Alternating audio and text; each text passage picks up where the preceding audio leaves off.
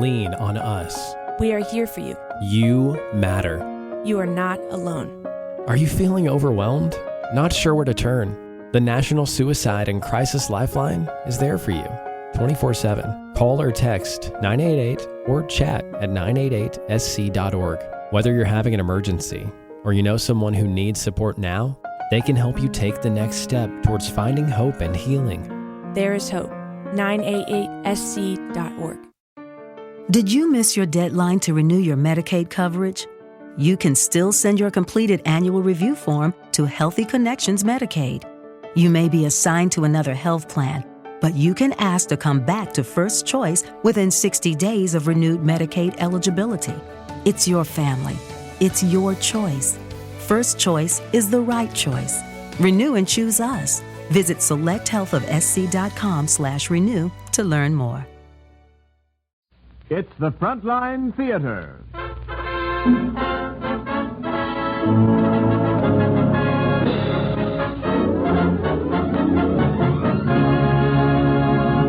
Today, starring Humphrey Bogart, Mary Astor, Sidney Greenstreet, and Peter Lorre. And as our extra special guests of honor, Paul Whiteman and his orchestra.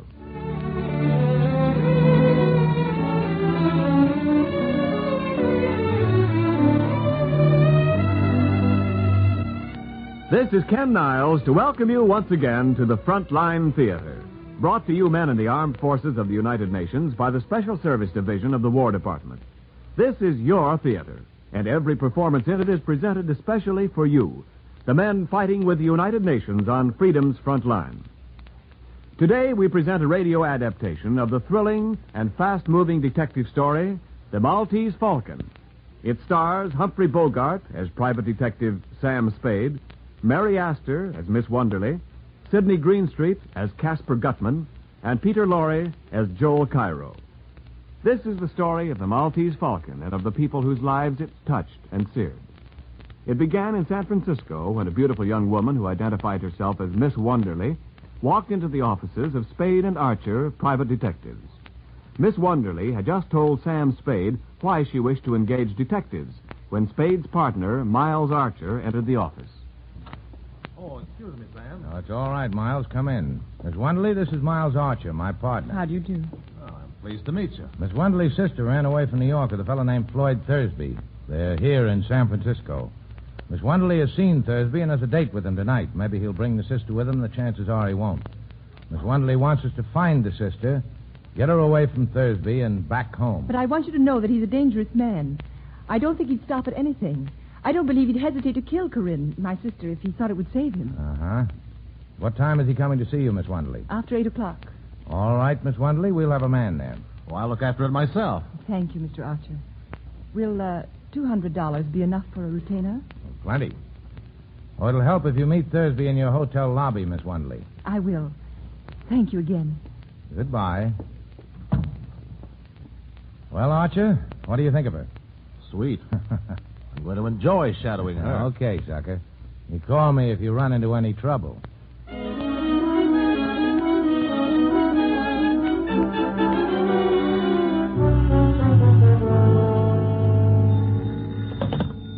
Hello? Yes, this is Spade. It's Lieutenant Dundee, Spade. What's on your mind, Copper? Don't you mind be interested in knowing that your partner, Archer, was found in an alley near the St. Mark, shot through the heart from close range. Blast burned his coat. Coming down for a look at him before he's moved? No. You've seen everything I could. His gun was tucked away on his hip. It hadn't been fired. His overcoat was buttoned. Was he working, Sam? Well? He was supposed to be tailing a fellow named Floyd Thursby. What for? Now, don't crowd me. I'll see you after I break the news to Archer's wife. I'll be there in a couple of hours.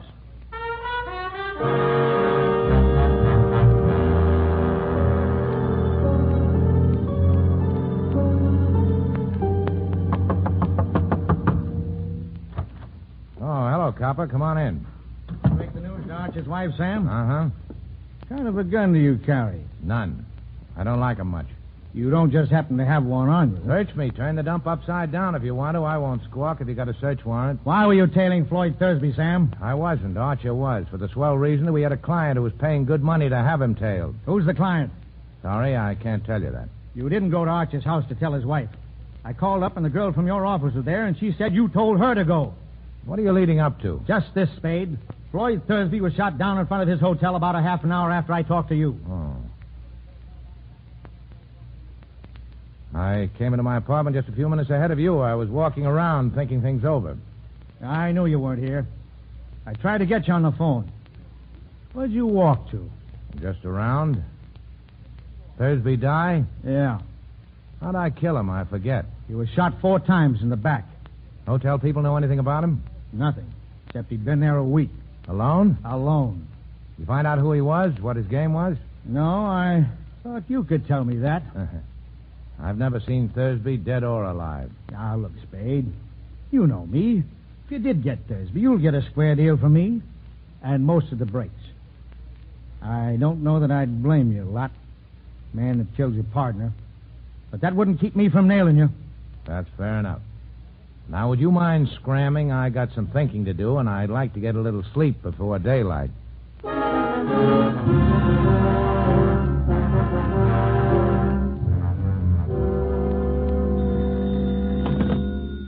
Hello?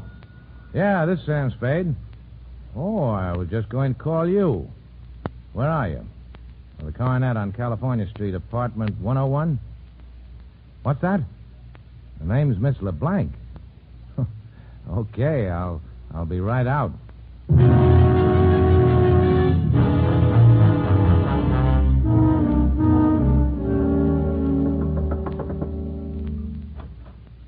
morning.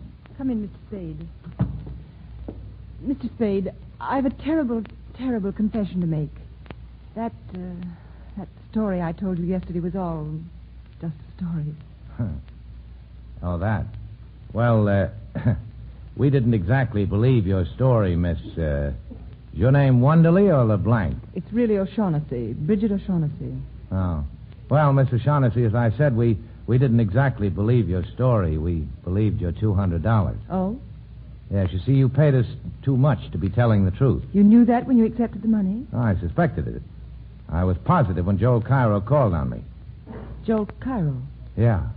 Yeah, he seems interested in Floyd Thursby, too. What did he say? About what? About me? Nothing. Well, what did he talk about? Well, he offered me $5,000 for a black statuette of a bird. He was pretty sure I had it or knew where it was. Do you? Oh, I think I know someone who does, and $5,000 is a lot of money.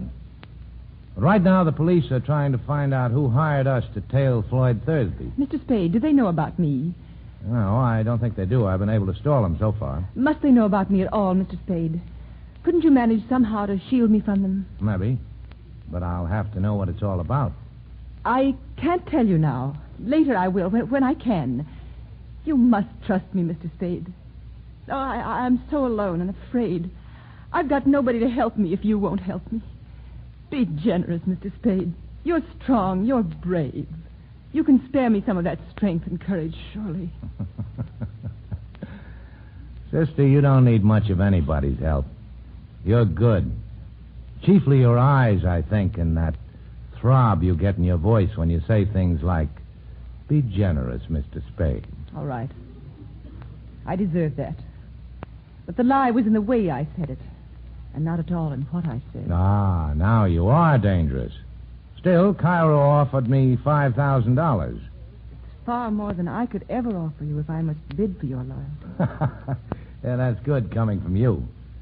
Have you given me any of your confidence, any of the truth?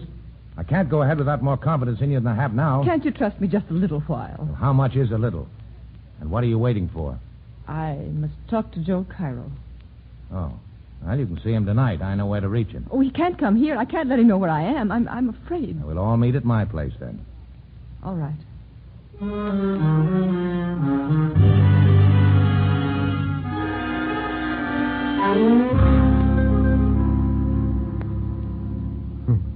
I'm delighted to see you again, Mr. O'Shaughnessy. I was sure you would be, Joe. Mr. Spade told me about your offer for the Maltese Falcon. How soon can you have the money ready? Oh, it is ready. You are ready to give us $5,000 if we turn the Falcon over to you? I shall be able to give you the money as soon as the bank opens in the morning. But I haven't got the Falcon. And why did you send for me? Because I'll have it in another week. Yes? Where is it? Where Floyd hid it. Thursby? Of course. If you know where he hid it, why must we wait a week? And why are you willing to sell it to me? I'm afraid, after what happened to Floyd. I'm afraid to touch it except to turn it over to somebody else right away. Exactly what did happen to Floyd? The fat man. Gutman? Is he here? I don't know. I suppose so. If you two let me interrupt for a second, I can answer that. Gutman is here. How do you know? Because he called me and asked me to see him. Have you? Not yet. I thought that after our friend Cairo here left, I'd find out just how you and I stand before I took on any more clients.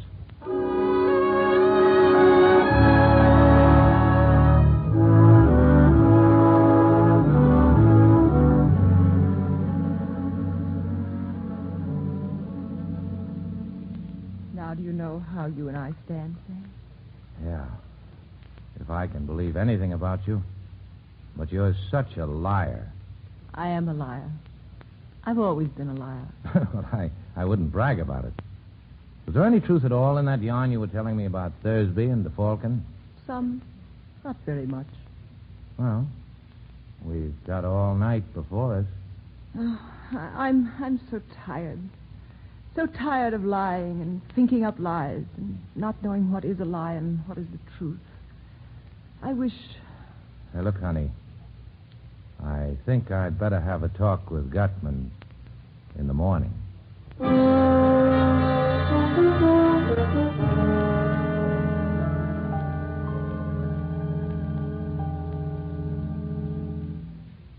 Mr. Gutman, shall we talk about the Falcon? Oh, by all means, Mr. Spade. But first, answer me a question. Are you here as Miss O'Shaughnessy's representative? Well, there's nothing certain about it either way yet. It depends. Maybe it depends on Joel Cairo. Maybe. The question then, Mr. Spade, is which you'll represent. It'll be Miss O'Shaughnessy or Mr. Cairo. I didn't say so. Who else is there? There's me. Oh, well, that's wonderful, sir, wonderful. I do like a man who tells you right out he's looking out for himself. Don't we all? Uh-huh. Now let's talk about the blackbird. Let's, Mr. Spade. Have you any conception of how much money can be got out of that blackbird?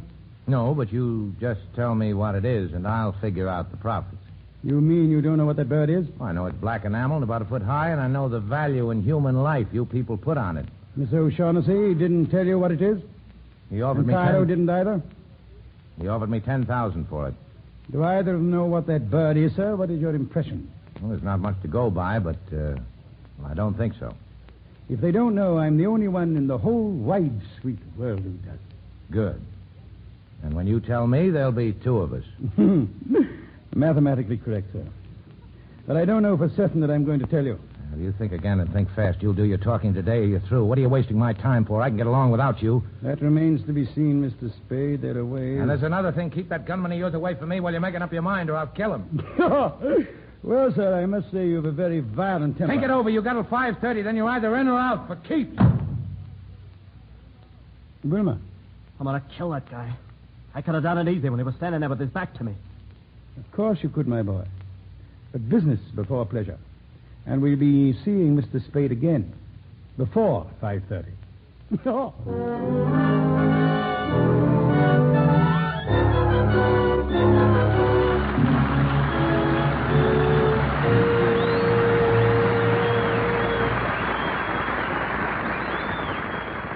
And that was Act One of The Maltese Falcon, starring Humphrey Bogart, Mary Astor, Sidney Greenstreet, and Peter Lorre.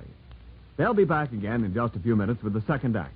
But right now, it's intermission time and headline time in the Frontline Theater. Paul Whiteman and his orchestra are taking their places on our stage. They're going to play a number for you they introduced way back in the 1920s. It was a tremendous hit at their first performance, and since then, it has become famous throughout the world. George Gershwin wrote it, The Rhapsody in Blue. So let's listen now to the original Paul Whiteman interpretation featuring Roy Bargy at the piano. George Gershwin's masterpiece, The Rhapsody in Blue.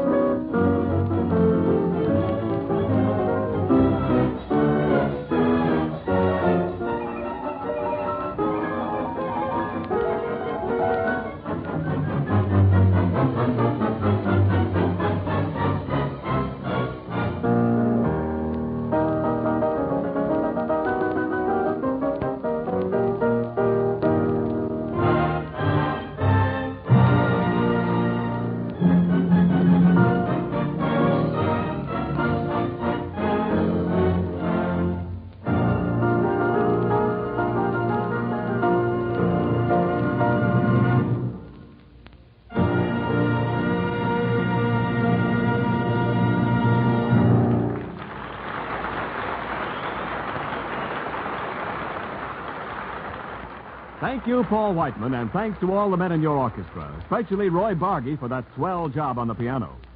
And now the curtain rises on the second act of the Maltese Falcon, starring Humphrey Bogart as Sam Spade, Mary Astor as Bridget O'Shaughnessy, Sidney Greenstreet as Casper Gutman, the fat man, and Peter Lorre as Joel Cairo. Late in the afternoon, following Sam Spade's visit to Gutman's apartment, a dying man staggered into Spade's office and collapsed on the floor. He died before he could speak to Detective Spade, but his papers identified him as Captain Rockaby of the steamship La Paloma, and clasped to his bullet-torn chest was the Maltese Falcon. After depositing the Falcon in a railroad station check room and mailing the identification check to his private post office box, Sam met Bridget O'Shaughnessy and took her to his apartment. You know, Sam, I never would have placed myself in this position if I hadn't trusted you completely. Oh, that again? But you know that's so. You don't have to trust me as long as you can persuade me to trust you. But Sam, darling. Well, I think we better let it go at that until we see what happens after Gutman gets here. The fat man? Here? Certainly, why not? Anyway, that should be him. So it's too late to change our plans. I'll be right back. Oh, hello, Gutman. Good evening, sir. I see you brought company. I can understand the gunman, but I didn't know Cairo was a friend of yours. No, we're old acquaintances. Now that we're all here, let's go in and sit down and be comfortable and talk. Oh, sure. Come on in. Now, look, Angel. Gutman brought a couple of friends along. Good evening, Mr. Shaughnessy. Hello, Joe. You look unusually charming this evening, my dear. Thanks. The gunsul doesn't talk, Angel. Get away from me, punk. Stand still and shut up. Listen, you're not going to frisk me, touch me, and I'm going to make you use that gun. Ask your boss if he wants me shot up before we talk. Never mind, Wilma.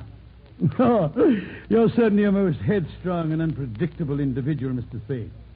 Now, why did you send for me? You ready to make the first payment and take the Falcon off my hands? The Falcon? That's right, Angel. I've got it. Well, sir, I have in this envelope $10,000. 10,000? Oh, we were talking about more money than that. Yes, sir, we were, but there are more of us to be taken care of now. Well, that may be, but I've got the Falcon. I shouldn't think it would be necessary to remind you, Mr. Spade, that though you may have the Falcon, yet we certainly have you. Yes, I'm trying not to let that worry me, but let the money wait. There's another thing to be taken care of first. We've got to have a fall guy. I beg your pardon? Police have got to have a victim, somebody they can stick for those 3 murders. Two. Only 2 murders, Mr. Spade. Thursby undoubtedly killed your partner. All right, 2 then. Now, the point I've got to give the police, a victim when the time comes. If I don't, I'll be it. Let's give him Wilmer here. Why, you dirty He actually did shoot Thursby and Jacoby, didn't he? Anyway, he's made to order for the part. Let's turn him over to them. By gad, so you are a character, that you are. There's never any telling what you'll say or do next, except that it's bound to be something astonishing. Well, it's our best bet. With him in their hands, the police will forget the rest of us. Your plan is not at all practical, sir. Let's not say anything more about it. All right. I have another suggestion. Let's give him Cairo. Well, by God, sir. Suppose we give him you, Mr. Spade, or Mr. Shaughnessy. How about that, huh? Sam, you wouldn't. You people want the Falcon, I've got it. The fall guy is part of the price I'm insisting on. You seem to forget you're not in a position to insist on anything. No? If you kill me, how are you going to get the Falcon? By God, sir, you are a character. Well? What else can I do? I'm sorry, Wilma. Terribly sorry. I want you to know that I couldn't be any fonder of you if you were my own son. But, well, if you lose a son, it's possible to get another. And there's only one Maltese Falcon. You rat, I'll kill you for this. Thank you, Mr. Spade. When you're as young as Wilma, one simply doesn't understand these things.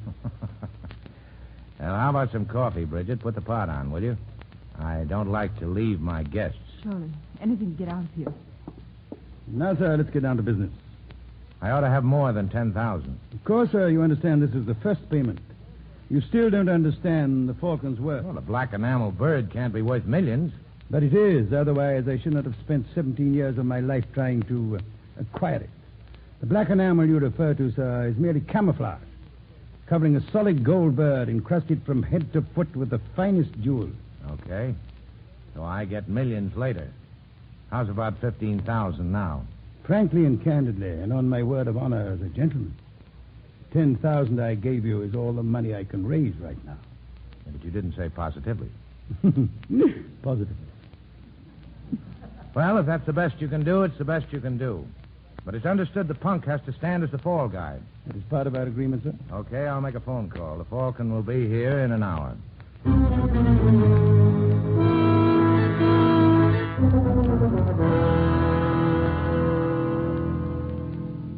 a fake. This is not the Maltese Falcon. What? This is a lead imitation covered with the same enamel. See where I've shaved it off with a knife. Lead. Pure lead. You bundled it. You, Gutman. You and your stupid attempt to buy it from the Russian who owned it. He caught on to how valuable it was. No wonder we had so little trouble stealing it. You imbecile. You bloated idiot. Well, sir, what do you suggest? Shall we stand here and shed tears and call each other names? Or shall we pay the Russian another call in Istanbul? Are you going? 17 years I've wanted that little item, and I intend to get it. Another year, well, sir, that will be an additional expenditure of time on only 5 and 15/17%. I go with you. Good. And Wilma? Wilma, Where is the boy? He must have had made his getaway while we were unwrapping the Falcon. A swell lot of thieves. Well, sir, I'll have to ask you to return my $10,000. I held up my end. It's your hard luck, not mine, if you didn't get what you wanted. I'm sorry, but I must insist. Oh, a hideout gun, huh? Okay. Thank you, sir. The shortest farewells are the best. Adieu. And to you, Miss O'Shaughnessy, I leave the fake Falcon as a little memento. Come, Carol.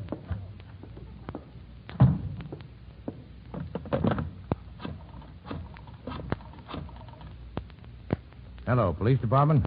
Lieutenant Dundee there. Put him on. Tell him Sam Spade's calling.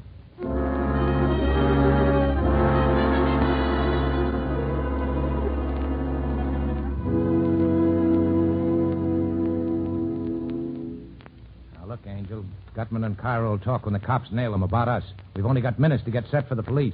Now, give me your whole story fast. Well, where shall I begin? The day you first came to my office. Why did you want Thursby shadowed? I suspected him of betraying me to Gutman, and I wanted to find out. That's a lie. Gutman tried to make a deal with him. You had Thursby hooked, and you knew it. You wanted to get him out of the way before Captain Jacoby arrived with the Falcon. Isn't that so? What was your scheme? I thought if he saw someone following him, he might be frightened into going away. Now, look, Archer hadn't many brains, but he wasn't clumsy enough to be spotted the first night. You must have told Thursby he was being followed. I told him, yes. But please believe me, Sam, I wouldn't have told him if I'd thought Floyd would kill him. If you thought he wouldn't kill Archie, you were right, Angel. Didn't he? Archie had been a detective too long to be caught shadowing a man up a blind alley with his gun tucked away in his hip and his overcoat buttoned. But he'd have gone up there with you, Angel. He was just dumb enough for that. Sam. And then you could have stood as close to him as you liked, there in the dark. Put a hole through him with a gun you'd gotten from Thursby that evening. Don't talk to me like that, Sam. You know I didn't. Now, the police will be blowing in any minute now, Angel. Talk. Oh, why do you accuse me of such a terrible... Why did you shoot Archer? You thought Thursby would tackle him and one or the other would go down. If Thursby was killed, then you were rid of him. If it was Archer, then you could see that Thursby was caught. Was that it? Something. And when you something find like out that Thursby didn't mean to tackle Archie, you borrowed the gun and did it yourself, right? I guess so. I know so. You didn't know Gutman was here looking for you until you learned Thursby was shot. Then you needed another protector. So you came back to me. Yes, but so, sweetheart, it wasn't only that. I would have come back to you sooner or later. From the very first instant I saw you, I knew that... Oh, you angel. Well, if you get a good break, you'll be out of San Quentin in 20 years. Sam, you're not... Yes, Angel. I'm going to send you over. But if they hang you, I'll always remember you. Don't, Sam. Don't say that. Even in fun. It's not fun. I happen to be in the detective business, and you killed my partner. It's bad business to let the killer get away with it. Bad for every detective in this country. You're taking the fall. You've been playing with me. Only pretending you cared. To trap me like this. You didn't care at all. You don't love me. I think I do. But what of it? I won't play the sap for you. No, it's not like that. You can't say that. I am saying it. You know down deep in your heart, you know that in spite of everything I've done, I love you. I don't care who loves who. You killed Archer. You're going over for it. Come in. Oh, hello, Copper. Hello, Sam. You get Gutman and Cairo? We got Cairo. Gutman's dead. Kid Wilmer had just finished shooting him when we got there. I ought to have expected that. You better put the cuffs on Angel, Copper. We're taking her down to the station. What charge? Damn. Murder. She shot Miles Archer. Oh, and you better bring that black bird along, too, Copper. It's part of the evidence against Cairo. Hey, this is heavy. What's it made of? The stuff that dreams are made of.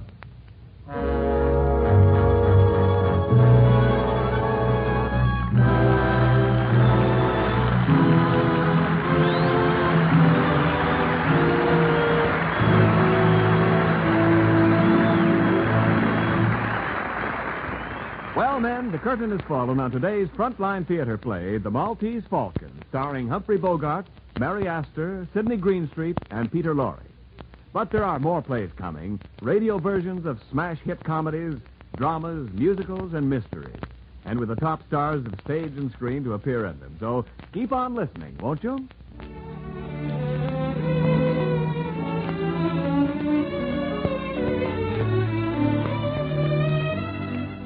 This Frontline Theater play was presented especially for you men in the armed forces of the United Nations by the Special Service Division of the War Department of the United States of America.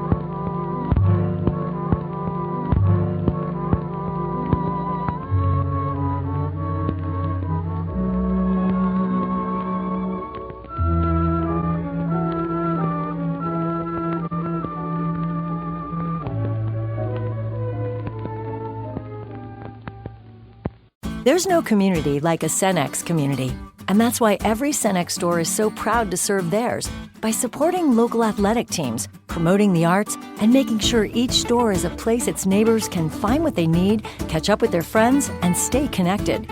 It's also why we give back, helping to make the wonderful places we call home the best they can be. Your local Cenex doesn't just work in your town, it lives there. The store next door, powered locally at Cenex. Judy was boring. Hello. Then Judy discovered ChumbaCasino.com. It's my little escape. Now Judy's the life of the party. Oh, baby, mama's bringing home the bacon. Whoa, take it easy, Judy. The Chumba life is for everybody. So go to ChumbaCasino.com and play over 100 casino-style games. Join today and play for free for your chance to redeem some serious prizes. ChumbaCasino.com. No purchase necessary. Void where prohibited by law. 18 plus terms and conditions apply. See website for details. Judy was boring. Hello. Then Judy discovered ChumbaCasino.com. It's my little escape. Now Judy's the life of the party. Oh, baby, mama's bringing home the bacon. Whoa, take it easy, Judy. The Chumba life is for everybody. So go to ChumbaCasino.com and play over 100 casino-style games. Join today and play for free for your chance to redeem some serious prizes. ChumbaCasino.com. No purchase necessary. Void where prohibited by law. 18 plus terms and conditions apply. See website for details.